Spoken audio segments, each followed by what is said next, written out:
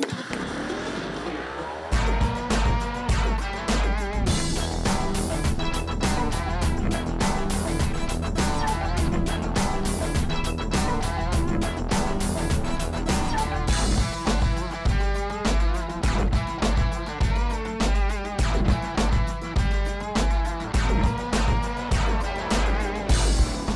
time on the hit list, we celebrate the success of 9 superstars out to prove that blondes really do have more fun.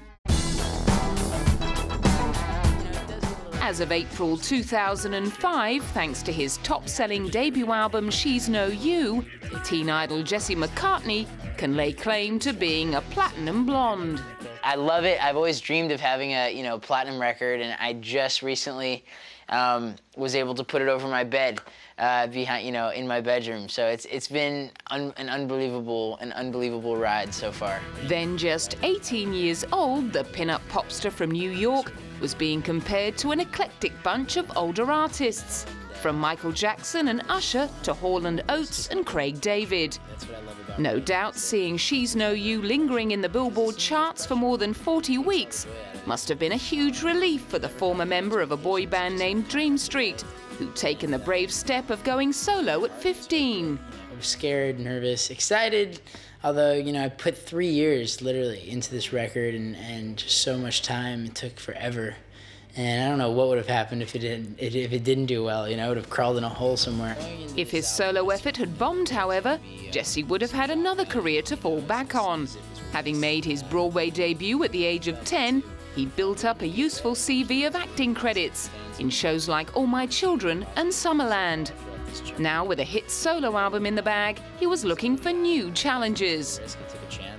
I got so much to do, and you don't have enough time to hear about it all, but I got so much left to do, it's ridiculous, and I'm still, checking them off on my list. I got a lot of things left to do, and hopefully you'll be seeing them. You'll be watching them with me. One thing he was able to check off his list 2 years later was writing a hit song for another artist. Along with One Republic frontman Ryan Tedder, Jesse co-wrote the mega hit Bleeding Love, which made Leona Lewis an instant star across the globe. When the British songstress flew out to the US, Jesse dropped in on her unannounced while she was having a drink with friends. She's an absolute sweetheart. She's incredibly sweet, and we had a drink. We started talking, and man, what a way to debut. She really just killed that song and brought it to life. No doubt she also helped earn Jesse a fortune in publishing royalties. Upon tuning in to the reality TV show Newlyweds Nick and Jessica, some quick-to-judge viewers might have been tempted to assign Jessica Simpson to the dumb blonde basket, if only for her gastronomical confusion. Not only did she confuse tuna with chicken, when asked if she fancied some buffalo wings, she famously replied, "Sorry, I don't eat buffalo." Her first single, I Wanna Love You Forever, peaked at number 3 on the Billboard Hot 100, and album success followed. Ironically, however, she didn't become a household name until after the launch of the reality TV show, in which she starred with husband and fellow singer Nick Lachey. Labeling herself ditzy rather than dumb, the daughter of a Texan minister was certainly smart enough to convert her Newlywed success into a new career opportunity and set her sights on snagging the part of Daisy Duke in 2005's big screen revival of the 80s TV show Dukes of Hazzard. It was hard. I had to do the whole auditioning process, but I was really confident. I was confident that I was gonna get this role. So I think that more than anything, that's what people saw, and that's why I was casted, because they knew how much I really wanted it. She certainly had what it took to impress the film's director, Jay Chandrasekhar. It was really hard to replace Catherine Bach, and Jessica showed up in her shorts for the screen test, and I'm telling you, she just glowed, and it was like, there was just no doubt about it. She had this big mane of blonde hair, and these tiny little shorts, and I thought, well, I mean, and she acted well too. Nick also gave her scantily clad performance in the film the thumbs up. I was there watching her train and watching her invest herself into this role and into this movie, so very, very proud of what she's done and how excited everyone is, you know, about her in it, and just proud. Unfortunately, the feeling was less than mutual 3 months later, when Nick allegedly refused to accompany Jessica on a charity trip to Africa for their 3rd anniversary. And by the end of 2005, they were working out their divorce. Since then, there have been lots of rumours regarding Jessica's love life. In 2008, she climbed back into the bikini for her lead role in Private Valentine, Blonde and Dangerous. She also released a country album and went on a tour of duty to entertain US troops in Kuwait. There wasn't a dry eye in the house back in 1996 when Gary Barlow confirmed Take That fans' deepest fears. We just say thanks for everybody's support in the last 5 years. You've been absolutely fantastic to us. But unfortunately, the rumours are true. How Deep Is Your Love is going to be our last single together, and The Greatest Hits is going to be our last album. And from today is no more. Less than a year after Robbie Williams left the group amid reports he'd been asked to leave due to his hard partying ways, Take That played an emotional last concert to weeping fans in Amsterdam. Nearly a decade later, the man credited with being the musical inspiration behind the most successful boy band since the Beatles was making another announcement. Well, we'd just like to say thank you very much to everyone for giving us the last 10 years off. But unfortunately, the rumours are true. Take That are going back on tour. The rhetoric may have been the same, but some things had changed. I think there's a new term being made this morning. We're now officially a man band. An official man band. That's great. I like that. It's got a ringtone. I did have that ready in my back pocket, just in case anyone asked that. The press conference ended the voluntary exile Gary had entered into upon being dropped from his record company in 1999. The promising start to his solo career that had begun with his 1996 album Open Road took a downturn with his second offering 12 months, 11 days. He lost out in the popularity stakes to his former Take That bandmate Robbie Williams, who took delight in taunting Gary as his own solo career soared. Robbie has since apologised, claiming he would swap all of his success for the happy home life of Gary, who's now a husband and father of 3.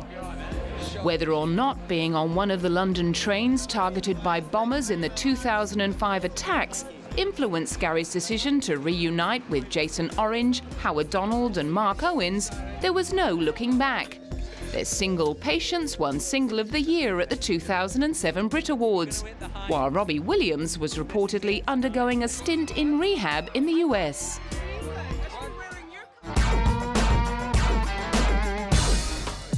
The story goes that the opening track on Gwen Stefani's debut solo album Love Angel Music Baby was co-written by Linda Perry as a challenge to the former No Doubt singer to get over her writer's block.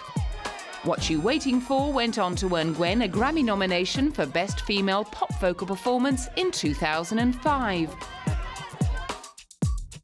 She followed that single up with a duet with rapper Eve produced by Dr. Dre called Rich Girl, a reworking of a song from the musical Fiddler on the Roof.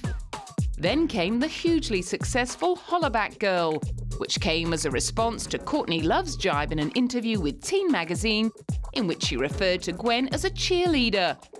Hollaback Girl went on to become Gwen's first US #1 single. Although she started working on her second solo album and her Harajuku Lovers Live tour soon after, much of Gwen's attention was being taken up by husband Gavin Rossdale, baby Kingston James, and her other great love, fashion. Already known for making most of her own stage clothes during her No Doubt days, she decided to get more serious about designing with the 2004 release of her label Lamb. I mean, I've made clothes my whole life. I've been at TJMY, at Joann Fabrics, and, outlet stores finding, crap fabric and trying to make costumes and all that stuff. But on this level, it's a whole other game. With help from her head designer Zaldi, she drew inspiration for her first collection from a wide range of influences.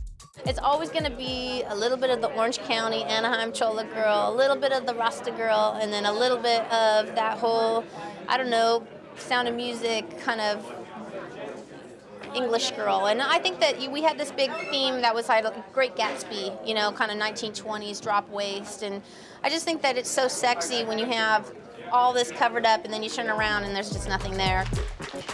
Not content with launching lines of clothing, underwear, accessories and merchandise like cameras, mobile phone charms and dolls, she also had to have her own fragrance.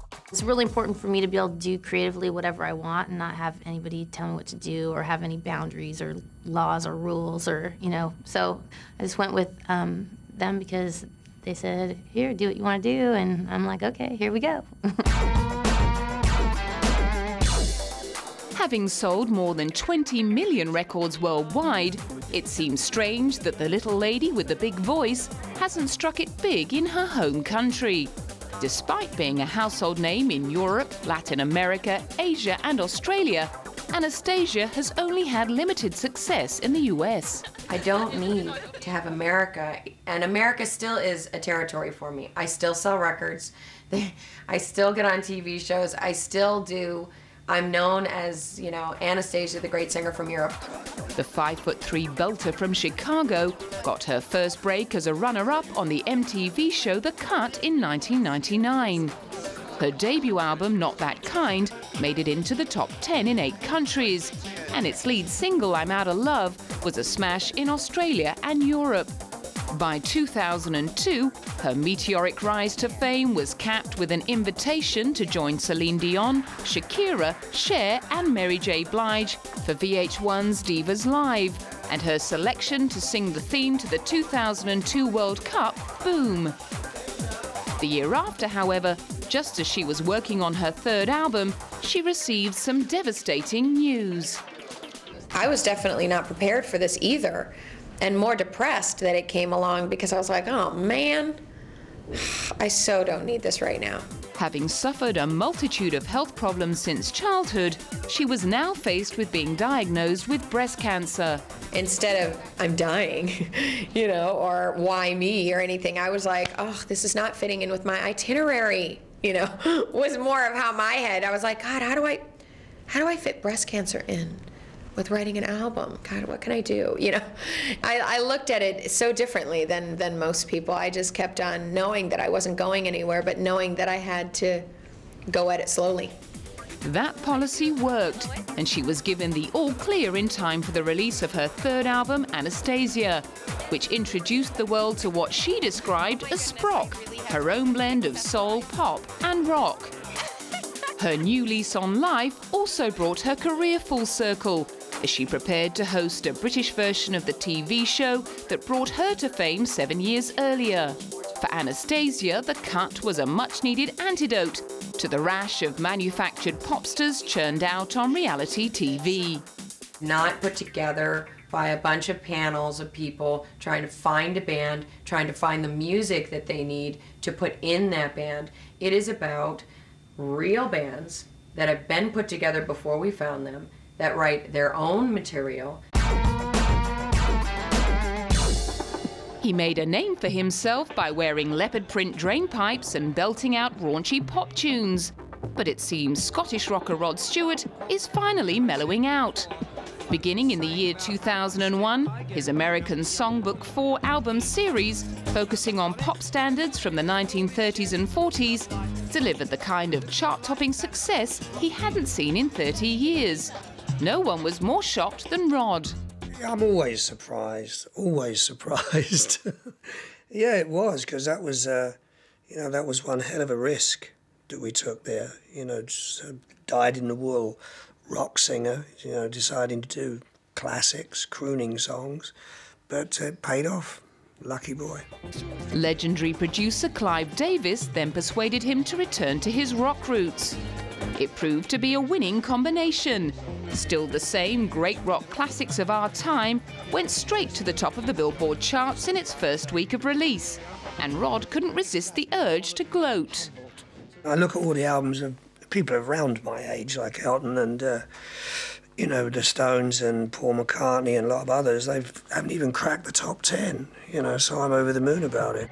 Born Roderick David Stewart in London in 1945, he came to prominence in the late 60s, singing with the Jeff Beck Group and the Faces before striking out on his own in 1969. He's had 62 hit singles, the biggest selling of which was 1978's Do You Think I'm Sexy? He sold over 250 million albums worldwide.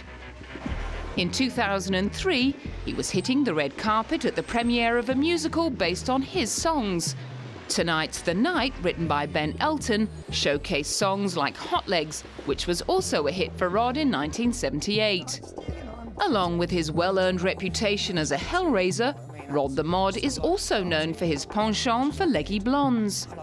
Over the course of his 45-year career, he's been romantically linked to a string of models and actresses, including Britt Ekland, Kelly Emberg and Alana Hamilton. In 1990, he married model Rachel Hunter, who was 24 years his junior. They had 2 children together before separating in 1999 and finally divorcing in 2006. By then, he'd found an updated model in Rachel Hunter lookalike Penny Lancaster, who at 6'1" towers over him. When singer-songwriter, actor and poet Jewel signed her first deal with Atlantic Records at the age of 19, she admits she was pretty wet behind the ears. I was raised on a ranch in Alaska. My dad's a cowboy, and I grew up on a working ranch. I actually grew up in a saddle barn with a coal stove, and we only lived off of what we were able to raise. We lived in a very secluded part of the state, so we had an outhouse and no running water in the whole 9 yards. Having grown up on music by artists from every genre, Atlantic were finding her eclectic songwriting and singing style hard to pigeonhole. But the way the business works is there are very specific genres, and I started to learn that because nobody knew where to put me. I had a label that was scratching their head looking at me going, we don't know what you are. We don't know what little box to put you in. And amazingly, I've made it as a songwriter. Despite her record company's concerns, her debut album, Pieces of You, much of which was recorded at the Coffee House in San Diego where she regularly played, went on to become one of the biggest-selling debut albums of all time. It produced the top 10 singles Foolish Games, You Were Meant for Me, and Who Will Save Your Soul. But it was her 4th album, released in 2001, that brought her the most critical acclaim. This Way, with its raw live edge, sold over 1.5 million copies. 2 less well-received albums later, and she decided she needed a change of direction.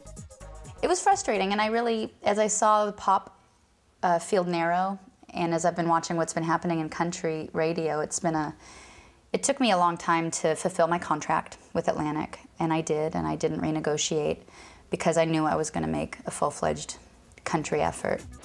That effort was Perfectly Clear, which debuted at #1 on the Billboard Country Album Charts in August 2008, a week after she married her boyfriend of 10 years, Ty Murray. For Jewel, who'd recorded nearly all of her previous albums in Nashville, finally giving herself over to her country roots must have been something of a relief. My fans are very well versed in my country music, and it's my style. It's just my little style of songwriting that happens to fit, I hope, on country radio. Starting out life as plain old Gordon Sumner from northeast England, Sting took on jobs as a bus conductor, construction labourer and tax officer before finding his way into teaching for 2 years. He played in bands at night and on the weekends, and the story goes that he picked up his nickname after walking on stage in a black and yellow sweater. One of his bandmates remarked on his resemblance to a bumblebee. Since then, even his family have called him Sting. After pumping out 5 chart-topping albums and winning 6 Grammy Awards as the songwriter and frontman of The Police, he started to make his name as a solo performer. He went on to record several multi-platinum albums along with 1999's blockbuster Grammy Award-winning hit Brand New Day. which he recently performed at Barack Obama's presidential inauguration. His 2003 album, Sacred Love, showed the political and social side to the passionate campaigner who was involved in many causes. Approaching the album brought some serious soul-searching. In my case, it was asking a question, really. I mean, how relevant are you as a singer-songwriter in this world? You know, this kind of milieu of violence and the threat of war and actual war itself. And I didn't come up with any easy or quick answers. In 1989, he and his partner Trudy Styler set up the Rainforest Foundation. As well as joining forces to save the planet, Sting and Trudy have had 4 children together. In 2006, they took on joint producer credits on a feature film called A Guide to Recognizing Your Saints, starring Robert Downey Jr. I think it's a very good film. I like to see my name with that executive producer title. Never had that before, so it's a new experience for me. It's exciting. The film has done critically well. It did very well in Sundance. It won 2 prizes. The feedback here in Venice has been very, very positive. So I'm very proud to be involved. It was an exciting debut for Sting, but clearly music will always be his first love. Music is its own reward. You know, music will nourish you whether you're playing to the cat or 20,000 people. It really doesn't matter. What matters is that you're playing music. Whether you make it or not shouldn't really matter. After going out on a limb with her debut solo album Ruby Blue, Moloko's former frontwoman pulled out the big guns for her second effort. I could never have made this record with a smaller label. It was expensive. I mean, I went all over the world. I worked with really top-notch people and all that. But I probably wasn't ready either to take that kind of responsibility. Because when you work just with one other person, which is how I did in Moloko and how I did on the first album, you sort of, you're going into it with a more experimental view and you sort of let it happen. You let the record develop. With this, I really had to be very kind of grown-up and responsible. Abandoning the experimental direction of Ruby Blue, Roisin Murphy went for a more mainstream sound on her 2006 release, Overpowered. It was a conscious decision to make a disco record, and I kind of followed that through to the nth degree, as far as I could take it. And I worked in a pop way. I worked with lots and lots of producers, lots and lots of writers, different mixers, took the tracks through different stages, which is how people work in pop. I wrote far too many songs and finished far too many songs and ended up with a very strong record. After spending megabucks on making it, her new label EMI were going to want to see a commercially viable album. Although it didn't go on to be a smash, EMI were pleased enough with the results to let her go into the studio to start recording a 3rd album. Alongside her music career, Roisin, who was born in Ireland before moving to England, has been becoming something of a fashion icon since the release of Overpowered. The video to the single, which featured her wearing a black and silver puff jacket with matching miniskirt and geometric hat, epitomised her uniquely eclectic sense of style. My style is a little bit, you know, it depends on my mood, but usually when I dress in the daytime, I'm quite boyish and quite mod. But I like in the evening to be very glamorous, or on stage very sort of big outfits, kind of make statements.